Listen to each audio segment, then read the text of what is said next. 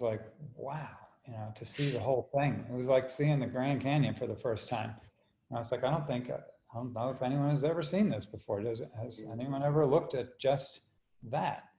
And it made a huge impression on me. And I asked the folks who I was with to find this instructive, because I had suggested the approach. They were like, yes, and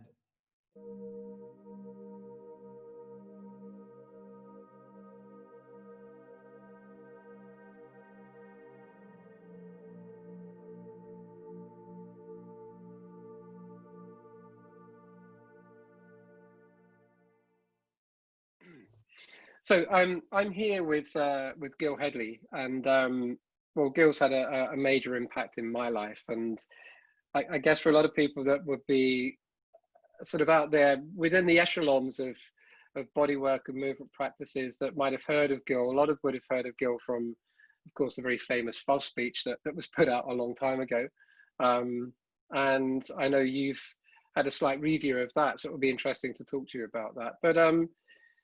I come from a background of understanding anatomy, but the first time I ever got involved in dissection, it really opened my eyes. And I was supposed to be working with Gil, actually, and you in Vienna. And it was a time, I think, when you and your past business partner had finished working together. So it was Todd that was there.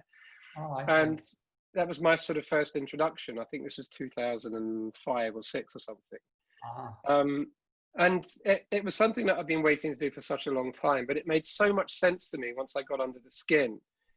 And then, of course, we met many, many years later, and I think I met you through Julian Baker. And I know you've got a lot of colleagues and friends and contacts, but it was lovely to get to know you in a very different way and to drop into the body at that level. And this is no disrespect to Todd's work, because it was beautiful and very well organized, and there's not many people in the world doing the stuff that you and Todd do. Yeah, at that point he had been with me for years and was basically doing my gig, so. Yeah, that's great. So yeah, you dropped me into something that I kind of got an embodied feeling of working with the body that way, that just like no other experience really could ever give me. And to say that it's changed and transformed my bodywork is an understatement. So I'd like to welcome Gil Hedley. Hello, Gil. Hello, so Barry. you're in Colorado right now, aren't you? So you're in the middle of a big process right now, aren't you? I am. I've been in Colorado since early March. I had planned to come out for a month. About a week into arriving here, the whole world events started unfolding. And we thought, what a perfect place to be.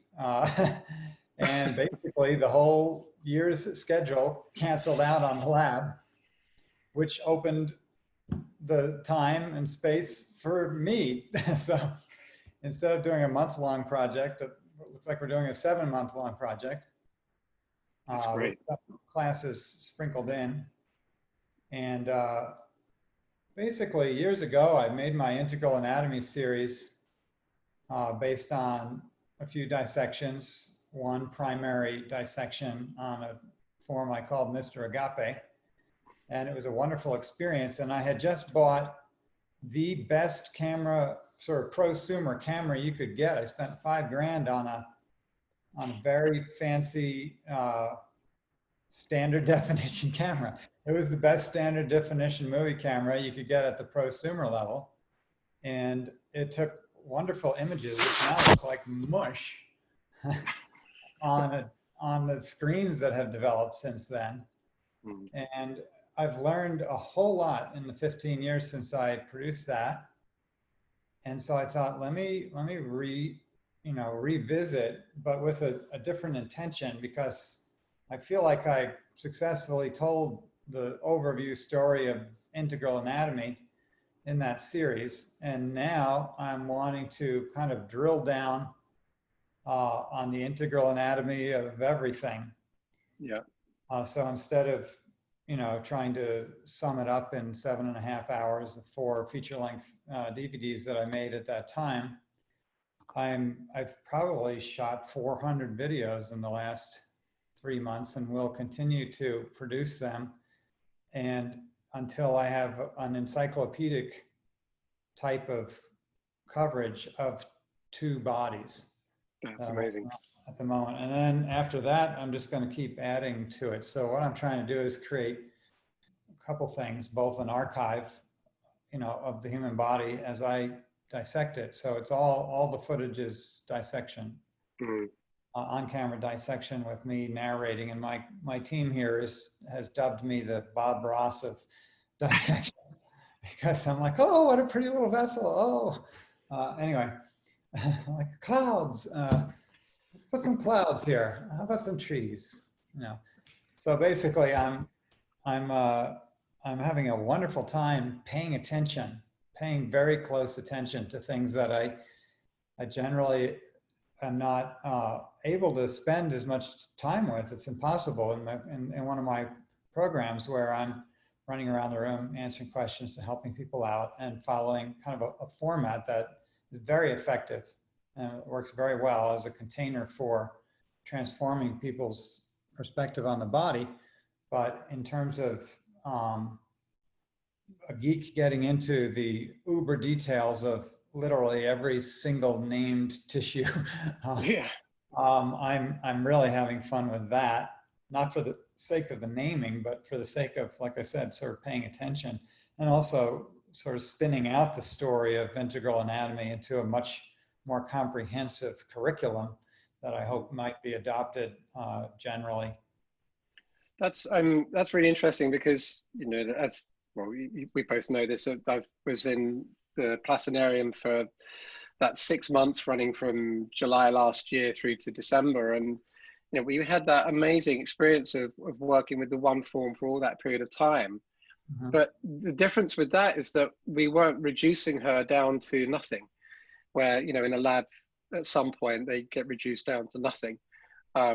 She was reduced to certain points and then the rest of it stays there, and then all of the work was refining and refining, and it was so absolutely incredible to keep going back to a territory that I thought I understood, but the following day it changed again. And I know the conditions are going to affect it as well, but all of a sudden these tissues were showing me something different because I could look at them through a microscope sometimes.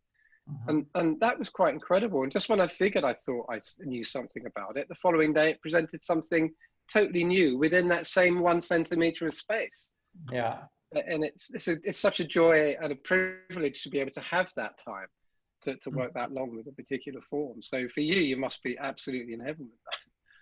Yeah, it's wonderful. And I have 2, a male and a female, and I'm doing them simultaneously. And so just as an example, say I do the pec major, and I'll do an overview of the tissue in situ, then I'll talk about what was above it and what we might find, and then I'll dissect it on camera, that one pec, one side of one body, learn a bunch of stuff, do another video where we drop in at points on the other side, then do an overview of the second body, dissect both sides, mostly off camera, but whenever a point of interest comes up, I call the camera over, and then take those 4 tissues, put them on a table together, ex situ, and then do yet another overview discussing what we discovered. And I'm basically doing that for every named muscle in the body, and that's after having spent 2 months just on the skin, superficial fascia and deep fascia, as it presented at the surface, right? Yeah, So yeah. it's been really drilling down into the details and really creating a record that anyone could go to and say, huh, has anyone ever dissected the XYZ on camera? It's like, yep, Gil did that. That's cool. So Gil, a question to you then is, this we'll go right back here. Is that how did you get into this in the first place? What led you down this route? Because you got a PhD in, is it theology? That's right. Theological ethics, actually. Yeah. So yeah, I studied ethics at the graduate level and got my PhD basically on, the kind of the study of the moral systems of the religious traditions, you might put it that way. Mm. and I specialized in Catholic teachings as a formerly. Yeah. And then what we know, where did you go? What got you to where you are now then? What started you on the journey? I got interested in the body as a young person. I broke my leg in 8th grade and had not much to do except to pick up my dad's 5-pound dumbbells and start going like this on one foot. Uh, so, and all of a sudden my arms immediately grew, and I was like, "That's cool. What are those? Oh, those are biceps." And I sort of got hungry that way and developed my body. 70s bodybuilder, and my heroes were Frank Zane and Arnold Schwarzenegger and Franco Columbu and Mm. Lou Ferrigno and Serge Nubret and all these wonderful, uh, you would call them practically natural bodybuilders now when you see the cocktails that they're drinking, but they were stoked up a little bit, those guys, Yeah. on much more temperate substances. But I was all natural, like you described yourself. Anyway, so I got to know my body, and I took an interest in it, and I did a dissection my freshman year in high school. I did a rat, and the teacher was so impressed she gave me a cat, and so I did the cat, and then by senior year I was walking up and down the aisles of my advanced biology class teaching cat dissection. So it's just a funny memory. And our teacher took us to a gross anatomy lab, the Harlem School of Podiatry, and I I was horrified, basically, by this very comical, or so he felt, tour guide of these bodies. And I didn't eat chicken for 2 years after that. And I thought, that was interesting, but I never imagined I would continue in that vein until I took an interest in Tai Chi, learned Tai Chi massage, then took up Rolfing while I was still in graduate school. And so I was studying massage at the same time I was studying ethics and writing my dissertation. And I had a chance to do dissection in grad school with a friend who was in med school. And so I thought, I had studied with Tom. We had a 5-week long preparation for Rolfing training that I took as an outsider to the field. And so I was like, oh, maybe I had back problems. I thought maybe I can solve my back problems if I study anatomy. And so it was really the Tai Chi and the study of anatomy became sort of a path of embodiment for me, because I was a very disembodied intellectual, Catholic, pious Catholic intellectual. And doing Tai Chi and massage was a way to kind of bring me into my own body. And we had Tai Chi massage too, and I got pretty good at it. And I was working on my mom once on a vacation, and she was usually like a stone wall, and her tissues had gotten so soft. And I was like, what happened to you? And like, something changed since the last time I saw you. She said, I got Rolfed. And I was like, wow, that like made it, that whatever the hell you just did worked, because your tissue is like pliable and soft and watery instead of like a 2x4. So I looked into Rolfing. I picked that up, and as I was Rolfing, I realized I don't know anything about anatomy. Even after I had done my training, I came out of it feeling completely inadequately prepared to touch people as deeply as I was. And my friend Steve Glassman, at the time we were doing a trade, and he was going squidge, squidge, squidge on my body, and he goes, blah, blah, blah, your liver. And I heard the word liver, and I literally was like, what liver? Like, where's my liver? Like, are you touching my liver? Does my liver have something to do with anything else? I have to learn anatomy. And I actually went to a Rolf Institute anatomy teachers meeting. It was the first time the faculty had assembled in 10 years, and Tom Myers and Robert Schleip invited me to join the meeting, even though I wasn't on the faculty. And they were hopeful that this intellectual guy might become part of their team. And at the meeting, I said, hey, fellas, it was all guys, 10 guys. I was like, hey, maybe we could, redo a dissection or something.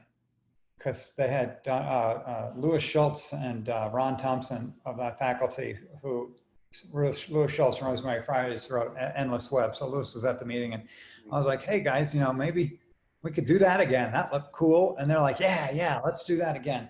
It's been so long. And they were like, okay, first guy who gets a cadaver, we'll go and work with him, and that'll be a project. So I was like, cool. So like 3 months later, like I hadn't gotten the call, So I started calling people up. I was like, did you get the cadaver? They're like, cadaver? What cadaver? I'm like, did you get the cadaver? And they're like, cadaver? What cadaver? I was like, oh, it was me. I was the one who wanted to do it. And they just encouraged. So I made a couple phone calls as Dr. Hedley, handy credential, and made friends with the guy on the other end of the line. And before you knew it, I had a cadaver in a laboratory lined up. I started calling all those anatomy guys back up, and I'm like, I got the cadaver. And they're like, I have just bought a horse and need to shoe it. I have recently married. We are going on a honeymoon. And nobody was coming. So I was up the creek. I didn't have any money. And so I just started calling people out of the Rolf Institute address book. And I said, do you want to come do this with me? They were like, yeah. So the first 8 people who answered, I taught a class. That was my first class. But I had already done some dissection with my friend in grad school. So anyway, that it just never stopped from there. Yeah, I know this. It's I mean, for me, and I know you know this. It's every time we can't go in there expecting that we know anything about the body, because the moment we get to the form that we meet, the moment we start even just peeking under the skin, the landscape's so different, and I can't expect to think that what I did before is ever going to happen again. Yeah. It's almost non-repeatable unless I just go at it the way the anatomy book lays it out. And then I can, and this is one thing that Todd said to me, is that I did this wonderful dissection of the leg my very first time. This one, beautiful place in Vienna, at the Institute of Anatomy there. Yeah. And Todd came over, and I was quite impressed with myself. And he said, well, that just shows me where the anatomy is, because all I'd done is just made it look like the book. And he said, next time, let your hands lead you in. And something quite remarkable happened. And there was a saying from Vanda Scaravelli, in the way that she would understand teaching the practice of yoga. And she would have a saying that says, go with the body and not against it. Mm-hmm. And the moment I then just shifted my mindset from working on the leg like I did when I got onto the other leg, those words came back to me, and I was confronted with a landscape. And I thought, all I can do is now allow the landscape to lead me in. That's it. And beautiful. That was it. And it just went from there. And it's, it's been wild. Yeah, that's the secret, not to carve the history of anatomy out of the next block of marble, but to let that block of marble show you its shape. Yeah, definitely. And, with you, there's been such a beauty around the love of the superficial fascia, which, my first experience is, as I think I've heard you describe, is that the first time I came across that is that, oh my God, I just need to get through this as quick as I can, because it's kind of everywhere and getting in the way. Where's the real stuff? But then all of a sudden, just realizing that there's this region that has got so much to it. Yeah. But to hang out there for such a long time, and you have led me into those places. Julian, of course, Marie, has been influenced heavily by you as well. So what is it that had you, what got you there? What had you sort of hang out in that place for a while in the superficial fascia? Well, in my Rolfing training, we had done various exercises, to teach us how to feel these different textures, and also sort of played with sort of psychometrics, like, okay, your client imagines themselves somewhere in their body. Can you find them just by touching them? And that was interesting. And so we played with layers with Tom. He had talked about it, and I thought, oh, I'd like to see that. And the first time I did that dissection that I mentioned I had organized, I just basically had Grant's Atlas, and I went in and just chopped things up willy-nilly.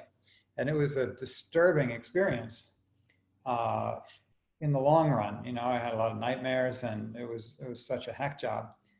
And I was like, okay, that's how the medical people do it. I don't want to do it that way. I want to do it. I want to see these layers, that we talked about in class. What would it be to dissect to the layers rather than to the region? And so the second year, I went back and I practiced it with a few folks.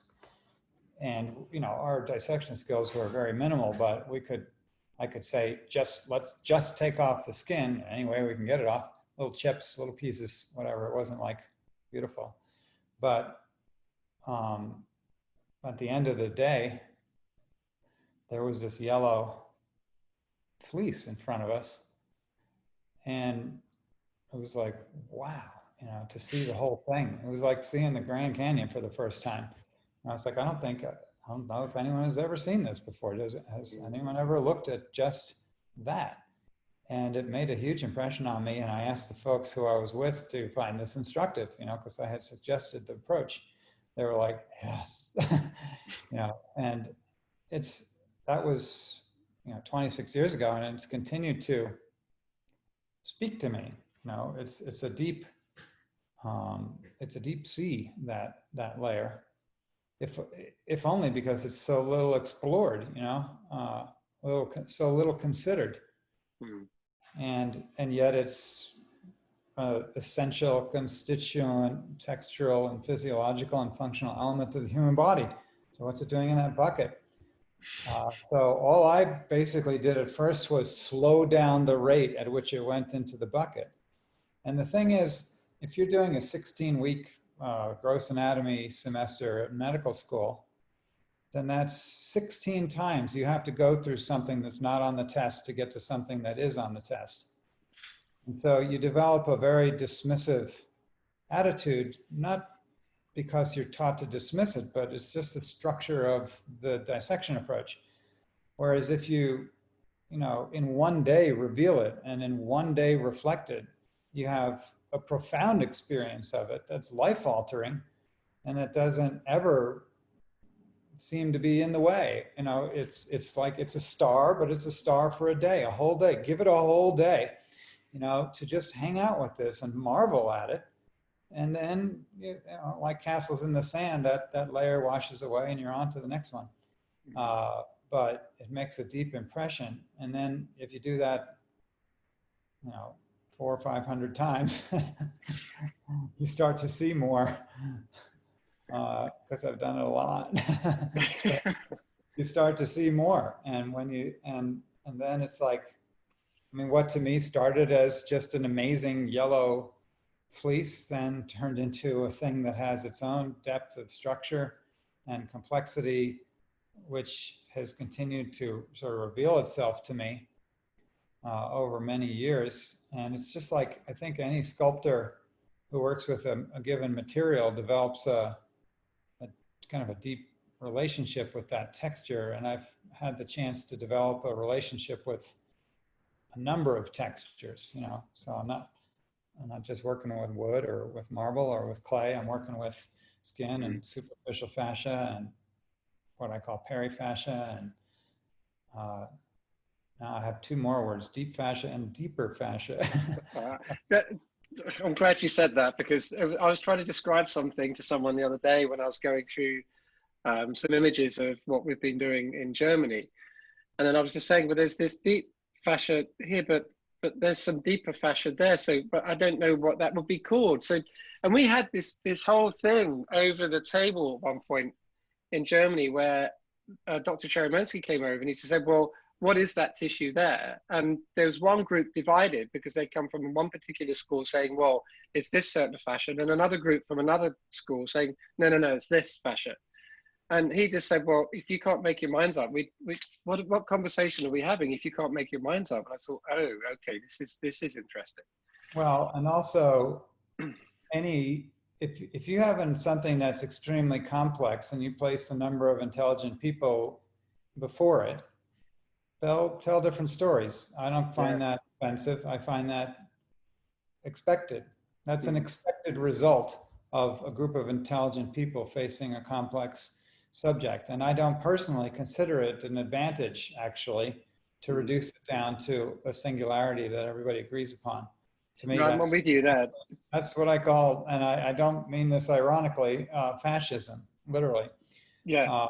Because, when we force everybody into the same rigid mold, and so I like the diversity of expression and language around the fascia, when we first had the Fascia Congress, before it even happened, I remember contacting Robert and saying, hey, Robert, we should have at this meeting like a group of people, or maybe do a survey where we talk about what the Italians or the Germans or the English or the Americans mean when they say XYZ words about fascia. Because I said, I'm pretty sure we're not speaking the same language here.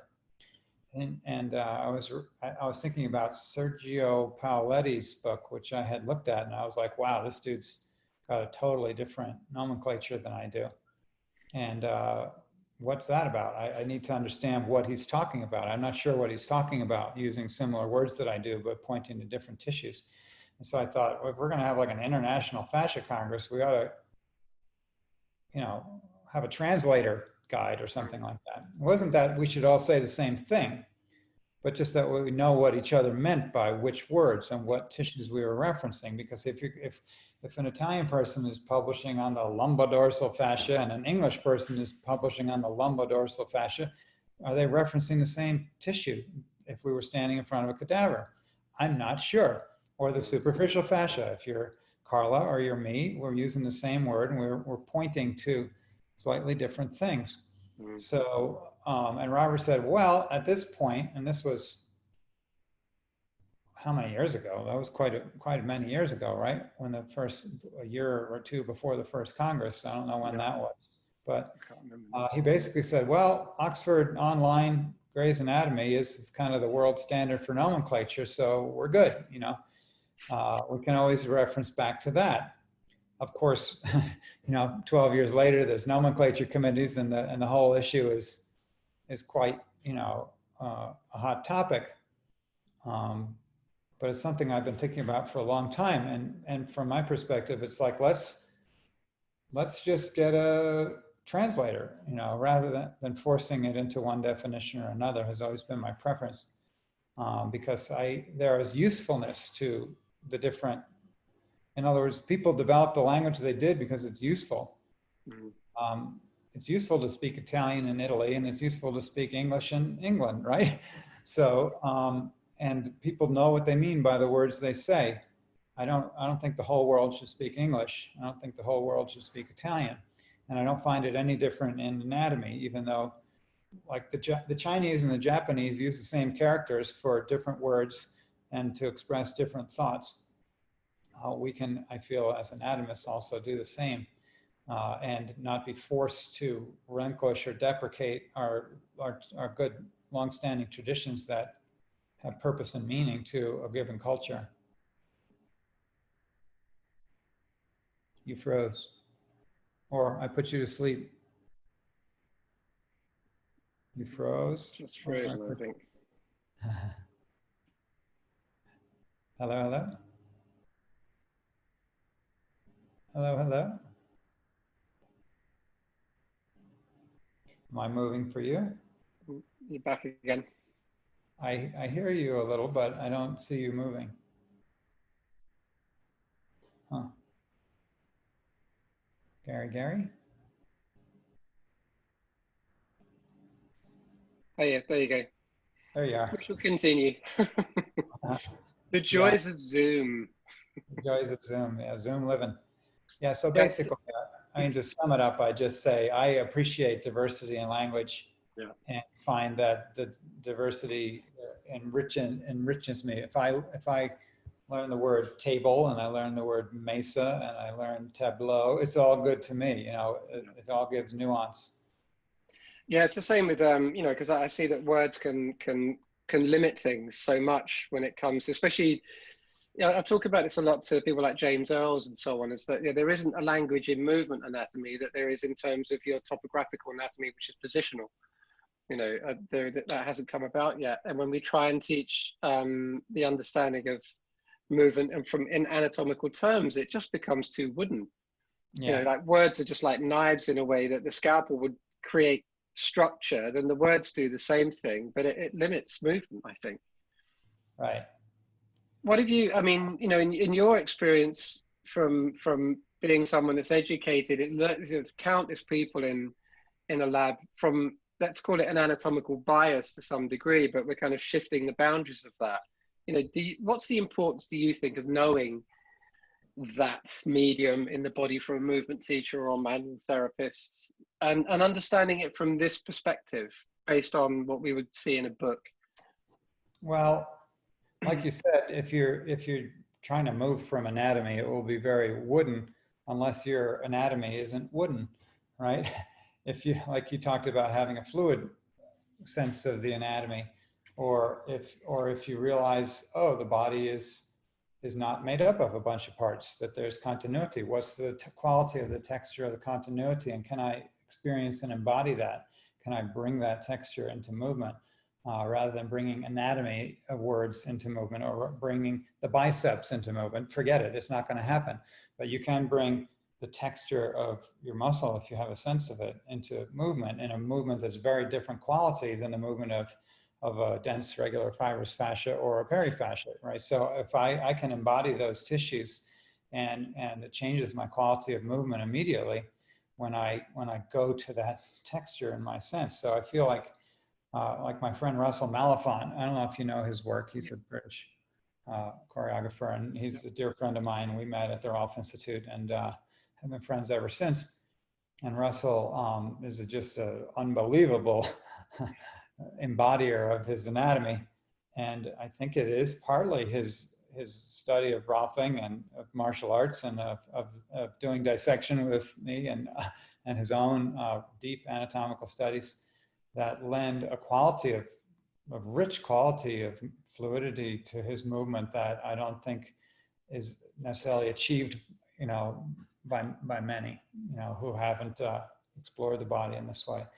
But absolutely, you can't learn a bunch of words and then think it's going to improve your movement. That's worthless. And I don't consider the study of anatomy to be a language study, although at a certain level, when it comes to communicating what you're learning, it can be a language study. When it comes to really exploring anatomy, to me, if I say, whatever, cuboid or navicular, and it starts to buzz in your body just for having named it, you've called it forth. You've called forth the texture, you've called forth that place of consciousness in yourself, and you feel the intensity of energy. Just then, naming is a different thing altogether. Then you name it into existence in your consciousness, and it becomes something that's participating in the whole of you, rather than and then there's an opportunity for differential movement. Once you realize all the places where differential movement is possible in your body, then by studying it, you might potentially access that in a way that you might not have if you thought that area of your body was a block. Right? So I do find that differentiating tissues heightens my sensitivity to where there is movement potential that I might have ignored it, or not explored it. And to my mind, once you've accessed all the differential movement in your body, then your movement vocabulary is virtually limitless. Yeah. No, I really, I fully agree with that. And this thing about shape, we see an incredible arrangement of shape once we get under those tissues. And if, for me, if we can have someone understand the shape of structures, to understand the feel of shape when they're moving, just by showing a layout of shape and the map as a series of shapes, then I think there's such a different texture that comes up in their movement. And you said something quite profound, really, at the talk you did after the British Fascia Symposium, and you did a talk in a church hall. Do you remember that? You and Julian painted the wall, and you had this huge projector, like a cinema screen projector. But something you said in that day when we were all together is that you just said, listen, if you can understand textural relationships in the body when you're touching it, you're one hell of a kick-ass body worker. I just thought, there it is. It's that these are just textural divisions that we're starting to explore. It's not going to be useful for me to just keep going at the names. What's the point in that? Exactly. And if you think that that's what anatomy is, then I would agree that anatomy is useless for human exploration. But if you think that anatomy is the discovery and exploration and embodiment of the many textures that make up the whole, and if you come to through that exploration, have a different sense of the movement potential of all of those different textures and how they relate in the concert of movement and harmonize there, then I definitely think anatomy is worth exploring. Yeah, definitely. I mean, there's texture, and then and again, something that happened with you is that there's this idea of gesture. So each texture's got a gesture. It's like an organ's got a gesture to it. You know, how do you behave out of that? You know, in some of the martial arts forms, you've got sort of animal forms that are used in martial arts, and I see a lot of people they end up just copying the animal shape. Mm-hmm. And there was a friend of mine that I worked with a lot. I've actually interviewed doing some of these interviews, a guy called Rupert Johnson, and he just said, no, you're not trying to make the shape of an animal. How would it behave? Mm. Take on its gesture. Right. And it just shifted everything in how I started to move from there on in. Mm-hmm. And, you know, I once we start to understand skin and skin to superficial fascia to its perifascial relationship to the deep fascia and then deeper fascia, to use your words there, is that each one of those has got a textural gesture to them, you know, and I guess Russell would be embodying every single one of those at different moments in time, all Mm-hmm. within the same dance. Yeah. Yeah, and that's what's so exciting about it, because you find in that a mirror that you can actually sense, and it's thrilling as a part of the audience to be able to somehow participate in that depth of connection to those gestures. It makes me think of, I mean, and you, if you're saying you did martial arts, right? You could do like something like Sing Yi, right? And you're like, you're going all tendony, right? You're going all deep fascia and strings and sinews, you know, or you're going to do whatever, your Aikido or your Tai Chi, and it's going to have a totally different fluidity, or you want to do, you know, some kind of muscular, you know, type of thing. They're all available to us. Or you can do, you know, World War II trench fighting and just swing your clubs, you know, and it's a totally different thing to use your bones, to move your bones as weapons, than to use your muscle tissue or your fluidity or whatever. Yeah. I mean, that's the beauty of it, and knowing that we have it all available to us all the time is I think, you know, that's where we really start to see the embodiment of that in anyone that kind of moves a certain way. You see someone move and you kind of go, wow, you know, how did all that come together? And it all comes together in that one moment. Mm-hmm. And that's kind of mind blowing. And I think, you know, that's what we meet when we, but actually, you can't take it all apart in one go. When we start to look at it in dissection, you're confronted with the surface and you have to move into it. But there's something that I always notice with this is that the landscape gets bigger the more we start reducing. Yeah. There's more that just keeps appearing. You know, it just gets bigger than the surface that you saw in the first place. It's quite unbelievable. Well, that's it doesn't actually get smaller; it gets bigger. It's that observation that led me to the course I'm about to teach, which is just a little different than the ones I usually do. And I used to always say, maybe on day 5 of a 6-day workshop, when there's all kinds of higgledy-piggledy stuff on the table, and maybe people think that they've done a lot, and maybe they're tired or whatever. And I'm like, if we started on Monday morning with a skeleton and its ligaments, we couldn't get anywhere near the end of it by the end of this week. So there's a lot on the table still. Right, and I said that so many times, and then a couple of years ago, Joe Fee, who you know, said, "Gil, how come we never get to do the skeleton? My favorite tissue." And I said, "Well, I'm sorry about that. We do. It is funny. We get caught up in other things, and it's hard to get to skeleton in this time frame." I said, "But why don't you do this? We got 4 femurs here. Talk to the people at the other tables and see if they don't mind you kind of getting on the job early. And maybe you can skeletonize those 4 femurs." Well, by Saturday, she had skeletonized those 4 femurs, and we all just, our jaws just dropped at the beauty of them and the differences between them. And we just marveled at the whole world that was there in a femur, but no less a collection of femurs. And so I said that, okay, we're going to do this, you know. And I said, I'm going to schedule a month-long class and we'll finally get to the skeleton. And nobody signed up for it. A month was just too long for people to commit to. I think a few people signed up, and I canceled it. And I said, well, here's what I'm going to do. I'm going to do a 10-day, but we're going to do soft tissue for the 6 days, and then we're going to skeletonize for the last 4 days and see what we come up with.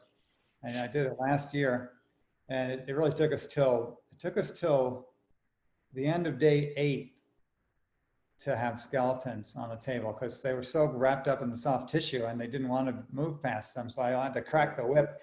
And so we started skeletonizing. And on the morning of day 9, we hung these, I shouldn't say hung, we suspended them by their shoulders, actually, kind of in the air, 4 in a row, with some ingenuity. And to see those 4 forms that we had met standing as whole bodies at the beginning of the week, and then to see them before us as skeletons and to recognize them still, you know, and to see the profound differences in their shapes still remaining in them, and to be surprised by different aspects that were invisible to us beforehand, and then to explore, you know, their movement and the differences in their movement from one skeleton to another. We're so used to seeing Mr. Bones hanging in the closet made out of plastic, all stamped out of the same person from whenever that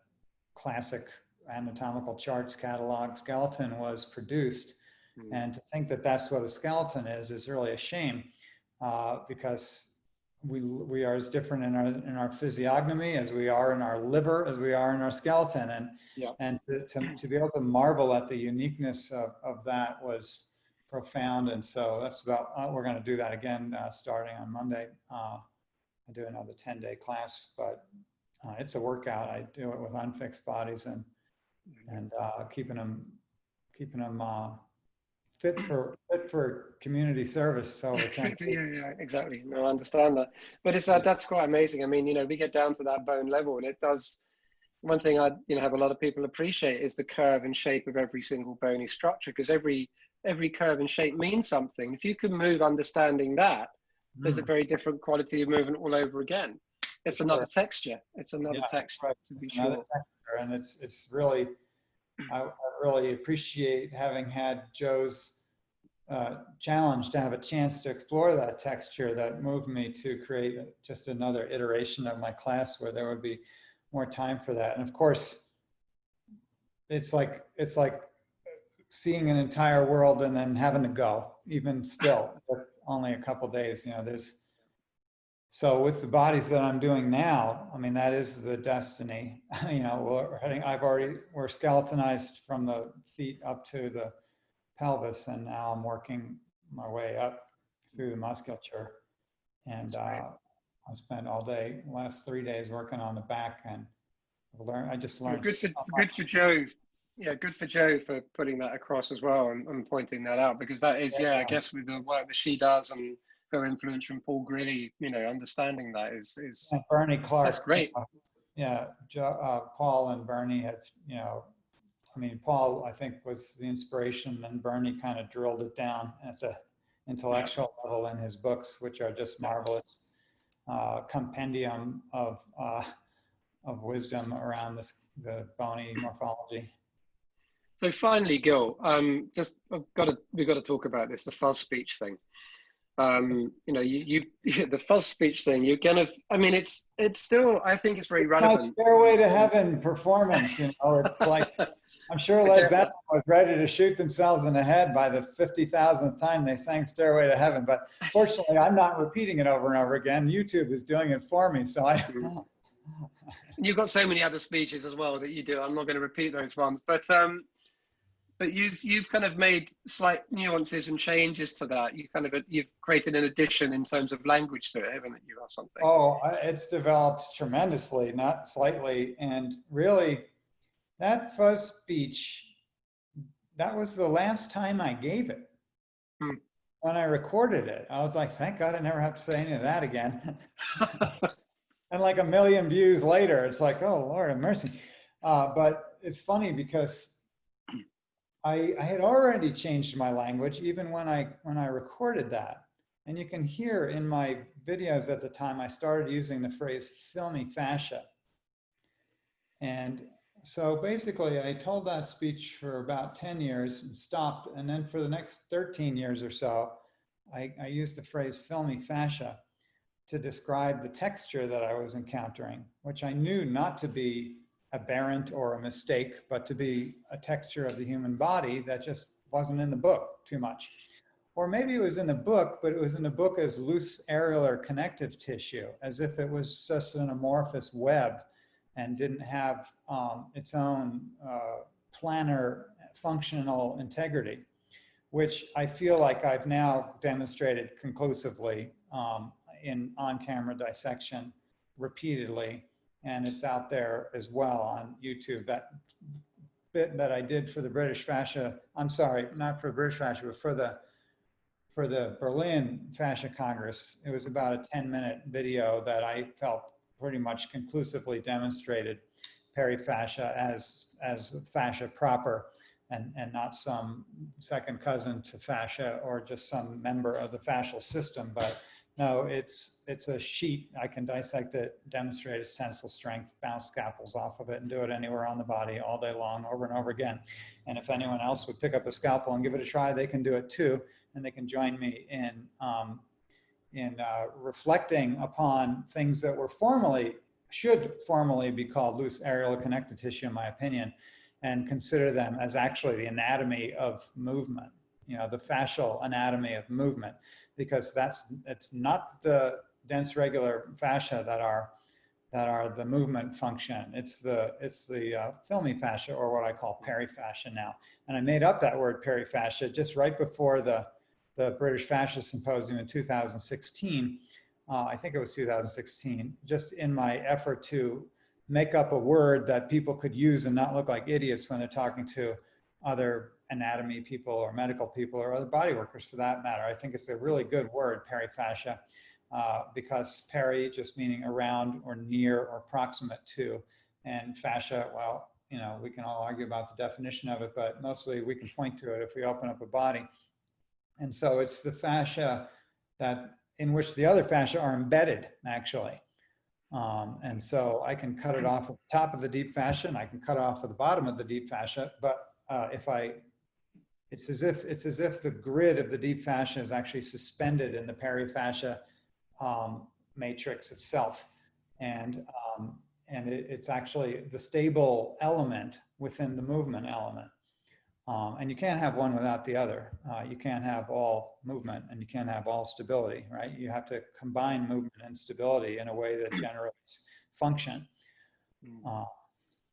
Yeah, there's I talk about sometimes, if people start talking about fuzz, I would talk about sometimes a bit like essential fuzz. We don't want sort of excess, we don't want none. I mean, we need an amount so that it's actually got some return in it as well. It wouldn't be useful to have nothing there. Yeah, well, the thing is, the basic shift for me that happened when I very first started doing dissection and I encountered that element in the body, I had heard Tom, in my anatomy class at the Rolf Institute, talking about, hydrogen bonding and cross-linking in the tissues as a function of stasis, basically. You don't move, you get solid. I thought a lot about that as a Rolfer, and I Rolfed for several years, putting my hands on people. And it was pretty early in my Rolfing career, which never got past pretty early because I stopped Rolfing and started doing anatomy full time, that I encountered that cotton candy in between the tissues and thought, is that what Tom was talking about there? Is that what I'm looking at? Is that aberrant bonding? Because all the anatomy pictures that I had ever looked at were extremely clean, and there was no material in between the muscles. And Ida Rolf had talked about, the muscles moving relative to each other like silk stockings. And I thought, well, It looks more like a silk stocking moving against another silk stocking when I make that stuff go away. So maybe that's what I'm doing in my Rolfing practice, and different when I'm differentiating the tissue. Maybe I'm sort of melting that fuzz in between the tissue and allowing them to move relative to each other again. I didn't realize at the time that the body is continuous, and always continuous. And the question is how do we get from one texture to another and have differential movement in between them? That's the problem that nature has solved, to create a continuous form from a single embryo that can do different things than just be an amoeba or a 2x4. It's very impressive what's been accomplished in our bodies in the tissues differentiating in a way that there can be solid elements and soft elements that move relative to each other, or soft elements and soft elements that move relative to each other. How is this accomplished? And it's not and it's accomplished in a couple different ways. In the belly, it's accomplished by fluid, right? Or in the chest by serous fluid, so that the lungs slide against the visceral pleura. It's true gliding between the visceral pleura and the parietal pleura. There's true gliding between the visceral pericardium and the parietal pericardium. There's true gliding through a serous fluid in the belly via the peritoneum, the visceral and the parietal peritoneum. But when I was dissecting the viscera, then too, I would see a very similar kind of connection between the viscera sometimes, and think, oh, see, it's stuck here too.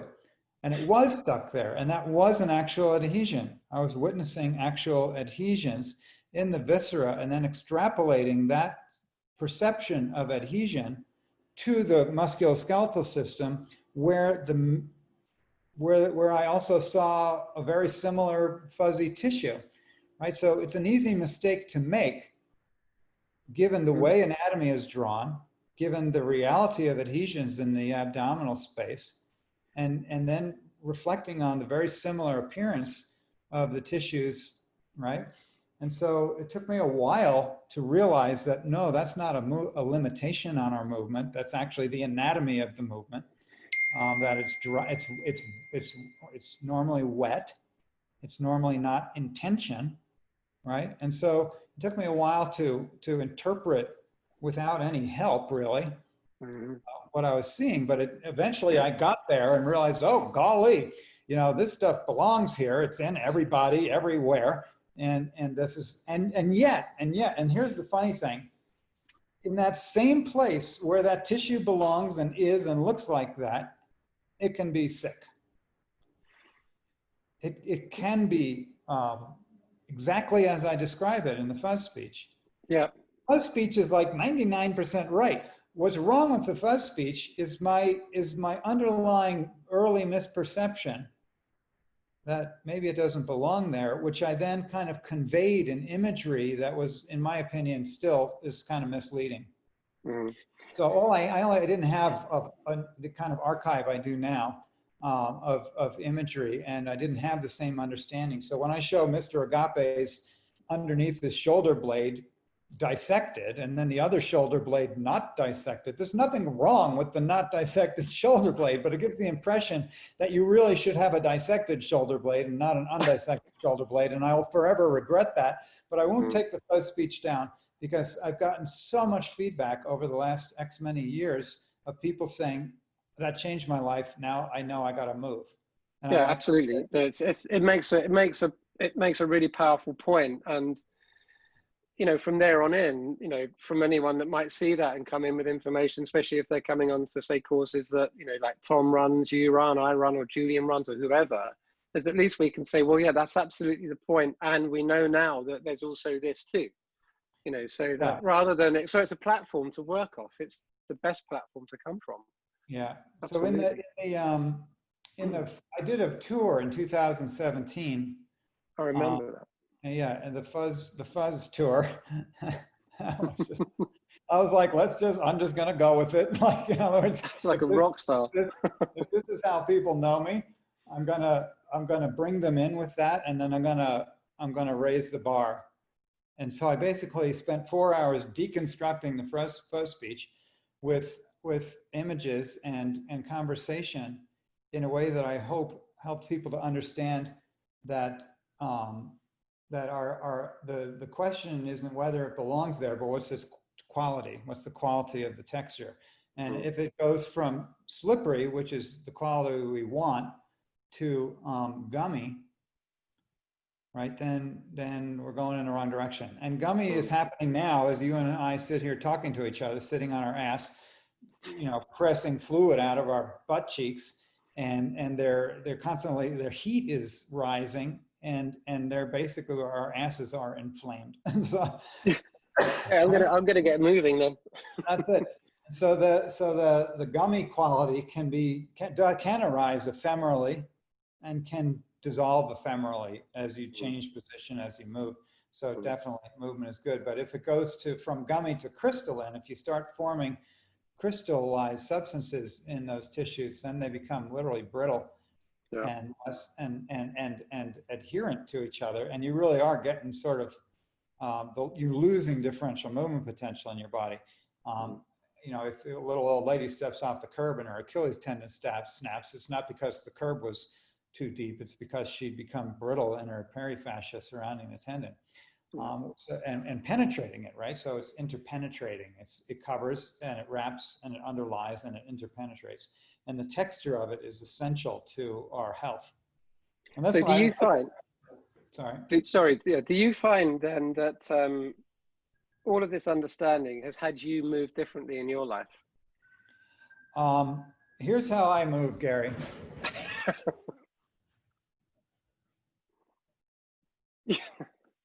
Got it. Right? So I spend an inordinate amount of my time lately, like upside down with my glasses roped onto my head with 4 or 5 lights around me, dissecting on camera, and it's excruciating. So sometimes I take one for the team. Yeah, of course. But no, I mean, I've noticed there's something about your dynamism in movement that's it's kind of increased and increased and increased. I think the expression has got bigger, which is great. You're kind of becoming that expression. Well, it's a long time coming, because I walked around like a monk for many years. I played the monk in graduate school, literally with a hood up over my head and a book in front of me, and I would walk and read along Lake Michigan for miles, and with a very still posture, and Tai Chi facilitated my movement first, and then Tai Chi itself became a movement rut for me. It was like, if I do this form one more time, I'm going to commit harakiri. It's just too limiting, and then I just wanted to move any way that I needed to move, without having any form at all. And so I do enjoy movement, and also, it's changed me completely. But it's not about just understanding the anatomy. It's about having your mind dissolved. Yes. Right? Because what rigidity of movement often represents is rigidity of mind. And as a pious Catholic with certain ideas about how I should relate to myself and to other people, my movement had a very recognizable quality that any other pious Catholic can spot from a mile away. Walking down the street, I could spot another member of the faithful, if they were really into it, based on the way that their pelvis moved, the way they carried their chest, the way that they spoke even. And so to let go of that, makes available to me a whole vocabulary of philosophy, as well as movement, that enables me to live my life quite differently, maybe in a way that some would call apostasy and heresy. But in our culture, I had a very interesting conversation with a woman. She introduced herself at one of the fascia congresses. She was an anthropologist, and she was studying the impact of sort of cultural elements on movement and social interaction. And it was this really interesting lady. I wish I could remember her name at the moment so I could credit her. But it's because it's something I've been reflecting upon myself in my own life experience and my observations of the world for forever, which is how our belief systems influence our movement, basically, and how social structure influences our movement. Because if I want to move like Emily Conrad, or something like that, out on the street, you're going to get arrested, because it's just too damn weird. I mean, so you can't, in other words, we call that, in a movement workshop, we call it exploration and breaking down neurosis. And on the street, we call it psychosis. It's like, wow, because they're not participating in the social rules around movement. And we are moving according to social rules, whether anyone thinks they are or not. Because if I'm doing, I should put my pants on now, my gosh. That's the beauty about Zoom. You don't have to have your pants on. So, if I'm just, whatever, I'm a person moving through space, I'm standing online at the bus stop, I'm texting, all these are acceptable forms of movement. But, if I'm like, if I'm doing this on the bus stop, I'm just a fucking nutter. I don't know what else you can call it, right? So, and yet it feels good, but we're not about feeling good. Our social rules have nothing to do with feeling good. They have to do with, well, maybe a certain sort of social comfort that makes us not afraid of one another. But it's not about like what might be right for my shoulder in this moment, which might be, I might just need to lead myself with my shoulder and see where it takes me. And then I'm doing something that's good for me, but we don't do that. And when are we apart from our social structures enough that we can actually explore the differential movement that will break down our dogmas? Mm. Yeah. Amazing. Yeah, I mean, it's so true. It's I find the more people start to loosen up in what they understand in movement, they start loosening up in their thinking, they start loosening up in their thinking, they start loosening up in their movement, and you get this beautiful kind of rolling dance That's right. that goes on, and they become more self-expressed, Yeah, and anyone who's doing body work or facilitating people in movement, you're decompensating their social structure there. And you got to be a little cautious, Yeah. because you can bring one part of a partnership into a state that doesn't fit the relationship. So movement is very relational, and when you change one partner's movement, the other one might appreciate it and they might not. And that's why so many Rolfers were divorced. I mean, I got to the Rolf Institute and it was like, wow, every single person in this room is divorced. Like, what's up with that? That's so interesting. It's like, oh, because people they're breaking down their way of being in the world, and then relationships fail and new ones appear. It's not to say there's no place for that in the world. It's just to say, either you move together or you move apart. I had that when I was actually on a teacher training, and when I was actually a student on a teacher training, that whole 3-year process, that was all about relationship breakups. And then actually when I ran a couple of teacher trainings, there was one of them where it was all about people getting together. It's kind of interesting how the whole dynamic of these things go. But yeah, you're right. You see one person start changing in their movement expression, their attitude, and the other person's not on that plane, then you start to see big changes. And it's not only that, friendships change, everything. And the whole strata starts shifting. Right. Definitely. Your participation in faith communities might change. Yeah. Your job might change. Yeah, totally. So final thing, Gil, you mentioned Emily Conrad, and just kind of linking to that. So thanks for the link. You have come up with another word that is somonaut. And I think you have a link to Emily Conrad on that somehow, don't you? Yeah. So when I showed up at the Rolf Institute with my PhD, they were like, "Okay, you're the editor of the journal now." So I was like, "Oh, okay." So the Rolf Institute had the journal of the Rolf Institute. I think it was called Rolf Lines, and so I became the editor early on in my Rolfing career of that journal, and reached out to a number of fascinating people who were of interest to the Rolfing community at the time, including Emily, and who kindly consented to an interview. I think I went to a 5-day workshop with her, and then I turned on the tape recorder back when you had I had one of those like mini cassette tape recorders, like, and I forgot to turn it on. I was so excited to be with her and to listen to her that I forgot to turn on the recorder. We talked for 2 hours and I was like, oh, fuck, you know.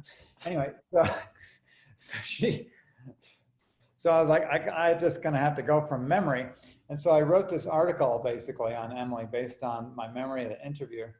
And, I thought, what do you call this woman? What is she, you know? And so I made up the word somanaut to describe Emily Conrad as a being, you know, because, right, soma, you know, is kind of a rich word for the body, like Greek word soma as opposed to sarx. So sarx is like flesh or meat, you know, like you eat sarx, but you have a soma, you know, so soma, and then naut is coming from the root for like sailor or to navigate or sail. So I just imagined someone who was, you know, navigating the body as she did, a somanaut. And I thought after a while, I was like, oh my gosh, I'm a somanaut, you know, like, and so is all the people who, you know, like I'm surrounded by them. They come and we study together, that we explore the body together. We go in. So the idea of navigating, you know, inner space became sort of the theme of my work. And then, so yeah, and then the notion that if you, like you said earlier, you know, as you go into the body and you see there's more and more and more and more, and then this whole universe is being revealed before you. And so I always had the thought that at the somanaut, if they go in deeply enough to the exploration of inner space, we'll bump into the astronauts, right? Because it loops around, right? In other words, because the space opens and opens and opens in its complexity, and then, oh my gosh, I'm actually in outer space now. But this is the path, is the path in, and that the exploration of outer space is the exploration of our body writ large, you know, because if we come to comprehend the continuity of this body, then you'll start to become suspicious about what you're mistaking for space around you. And it may also be a continuous fabric that we're all just one thing called consciousness. That's really interesting you said. I mean, when I was a kid, about 9 years old, my dad used to talk to me about the endlessness of the universe because he was really interested in that. And as I've told you about my father, he's still that way inclined in his thinking, and he's still got a body that can do that for him. And I used to cry myself to sleep trying to get to the end of something that was endless because I couldn't get there. It was so frustrating and every time I would visualize it in my sleep, I would come out as like it was like a universe, but it was the shape of a human, and I would pop out through a human. And I remember thinking, oh my God. And then when I studied in nutrition and my work through bodybuilding and realizing how sort of, you know, protons and quarks and atoms and what have you are moving, that's no different to what's going on with the solar system. You know, so there's these correlations all of the time, and that wonderment has been there ever since. And it's almost as if when we go into the body, that wonderment just keeps on appearing and appearing and appearing and appearing, and it never ends. It never ends.